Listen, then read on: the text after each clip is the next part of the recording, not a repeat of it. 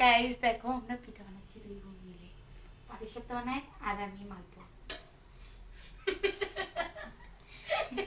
এদিকে মা পয়সা পয়সা আমার পিলা কিছু দেখে। তোরা যে পিঠা বানাইবি মুখে দেওয়ার মতো দে, অল্প করে দে, তেল হয় নাই। দেখলেন আমার মা কি কয়, তেল বলে হাত দিদি সেই পাগল। গ্যাস কমা গ্যাস। আমার তো বর্দি কোনো পিঠা ভাজতে পারে না, এবার নতুন ভাজতে আছে দেখতে পাচ্ছেন। আদৌ কি টেস্ট হবে কি জানি না। হয় নাই, তেল হয় নাই। আর একটা দিদি ভাজতেছে, কোনো পিঠা ভাজতে কোনো অভিজ্ঞতাই নেই, ভাজবে কি।